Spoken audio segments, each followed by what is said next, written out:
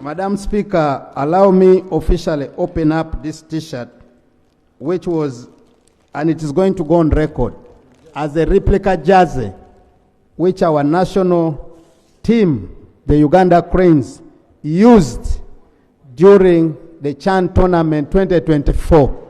Can I request that this picture is taken, Salongo, come closer.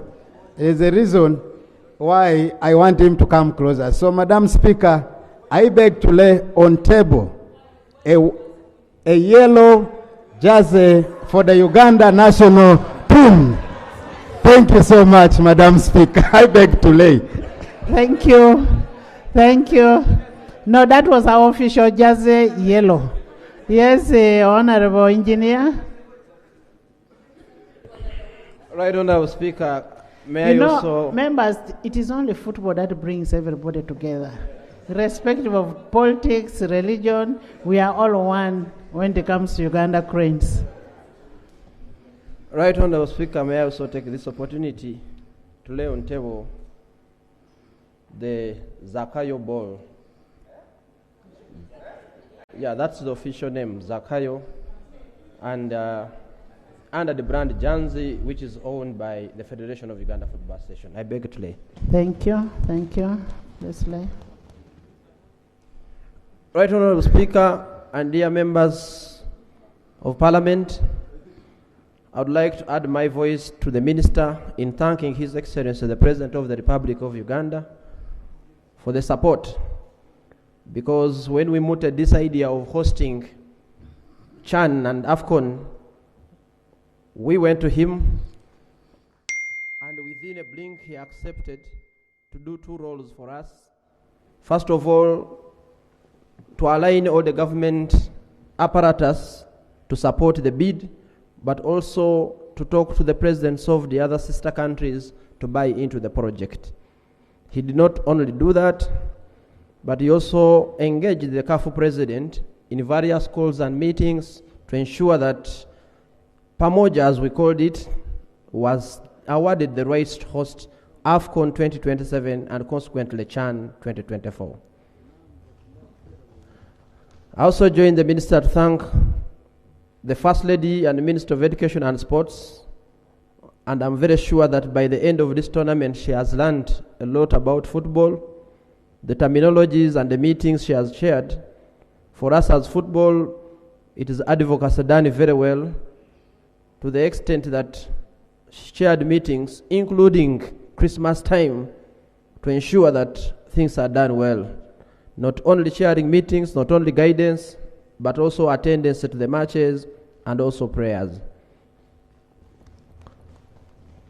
Instead of thanking, I also thank the Honorable Minister of State for Sports for his personal effort.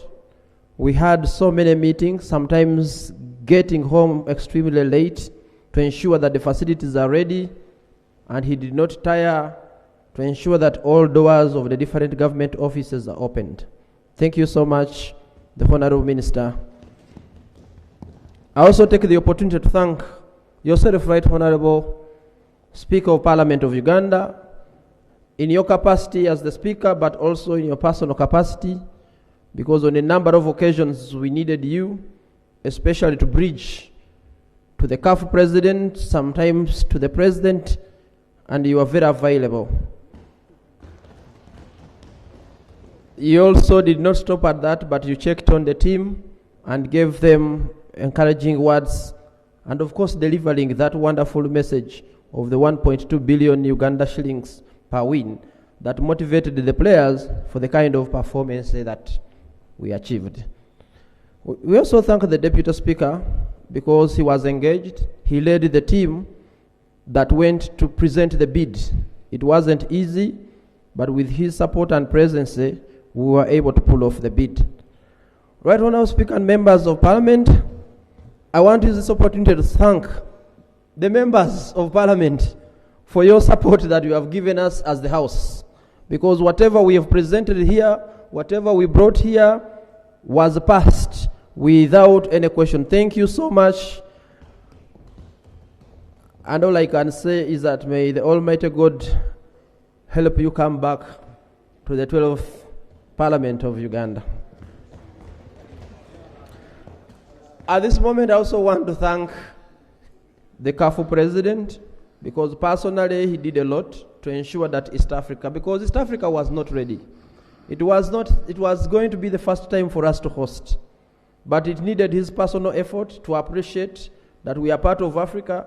And indeed, at the end of the day, like it has been mentioned, CHAN 2024 has come out to be one of the most and best organized CHAN competitions in the history of CAF. The staff and the other members of CAF, we thank them, but I also want to take the opportunity to thank the local organizing committee chaired by the Minister of Education and Sports, the First Lady, for the work done to organize the event. I also want to take the opportunity to thank the security agencies, particularly SFC, for the support they gave. Because for the third time at our events, there was free access without any hassle at the entrances, and the Ugandans are very, very happy for the support that was provided. Right, Honourable Speaker and members, this brings a challenge that the moment the CHAN competition was finished and we went back to organizing other competitions, we went back to our usual organizations where we use particularly the Uganda Police to be able to provide security. And we have gone back to challenges where fans struggle to access the stadium. I want to use this opportunity to call upon the respective officers to ensure that we need the support for Ugandans to be able to access the stadium and to be able to go and reach home with their property without them being attacked on their way going back home. Right, Honourable Speaker, I take this opportunity to thank the FUFA executive and the staff for the work they have done. That we do not get here by chance. We have gotten here by a lot of planning and a lot of hard work. And please, we need to respect the work they have done and thank them, because without them, some of these innovations may not have seen light. I also want to thank the coaches, Coach Molebie Kwaso, and the entire coaching staff supported by our supervising coach, Mr. Paul Put, for the work you've done. The Ugandans are now very happy with the style and the quality of football that the team is exhibiting. It's very entertaining. We really want to take this opportunity to thank you so much. I remember in the beginning, it was a slow start when we lost to Algeria, and the head coach had very many questions to answer, but we continue to say that we will do well going forward, and we were able to turn around the wheel, and today we are being recognized and thanked by the Parliament of Uganda. Right, Honourable Speaker, I want to thank the players, the gallant players, who fought for the country, who fought for the badge, who fought for the flag. I think we need a big round of applause for the players, particularly because they are the soldiers who go on the front line. They are the ones who score the goals. They are the ones who give us the kind of happiness that we received. Right, Honourable Speaker, it will be unfair for me to conclude without thanking the fans of the Uganda Cranes. Another big round of applause. The fans of the Uganda Cranes, stand up. The fans of the Uganda Cranes, may we give them a standing ovation. Thank you so much. Thank you so much.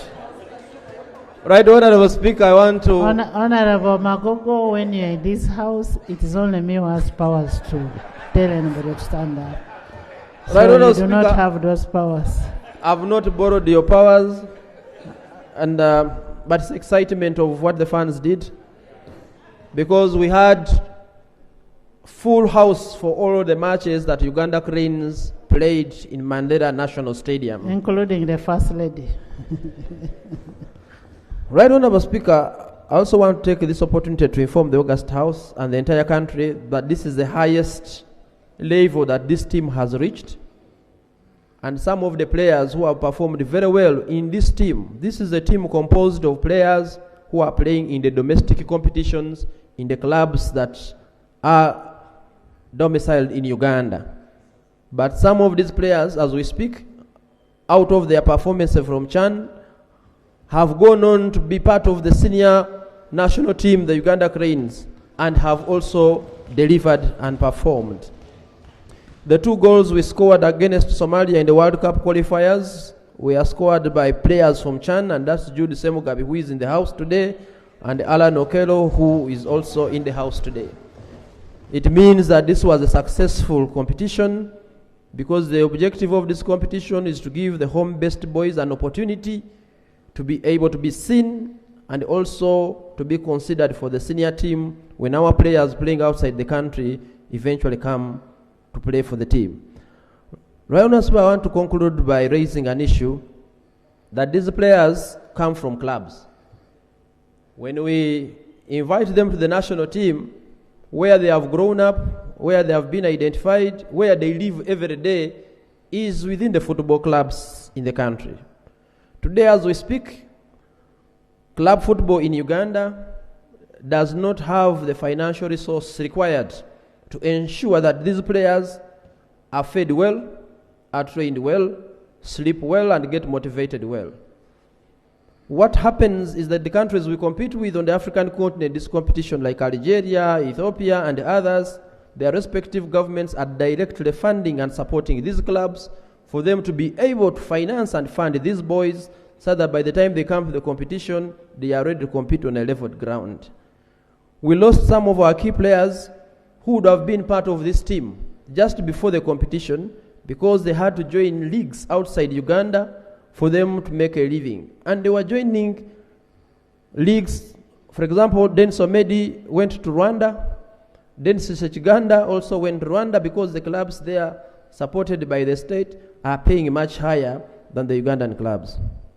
It is therefore important that before we see these players in the senior national team, and we call them our boys, and we ask where they are sleeping, and we make them ours, we should understand that there is work which is supposed to be done in the clubs, and these clubs are being run by private sector people using their personal resources, many of them, and indeed as a country, if we are to go and compete and qualify even to bigger competitions, we need to support the sector, just like all other private sector players are being supported by government as part of the socio-economic transformation.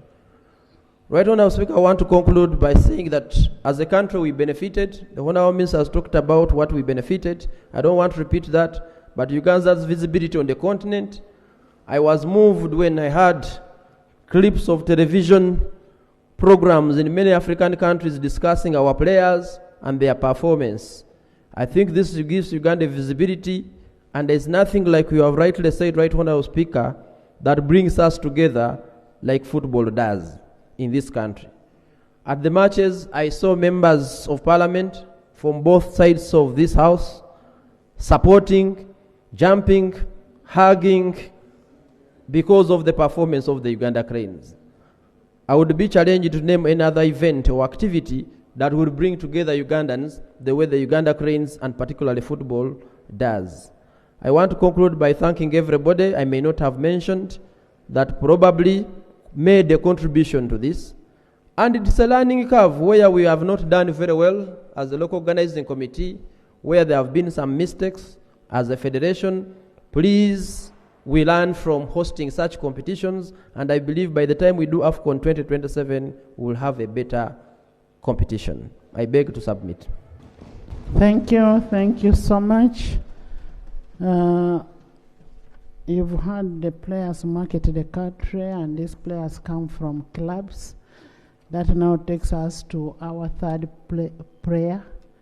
Honorable Minister will amend the third prayer that we should be able as government to fund the clubs.